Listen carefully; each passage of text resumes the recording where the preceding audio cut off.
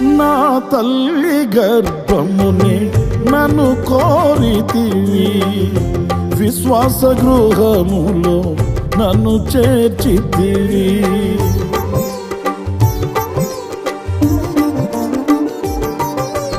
నా తల్లి గర్భమునే నన్ను కోరితివి, విశ్వాస గృహములో నన్ను చేర్చితివి.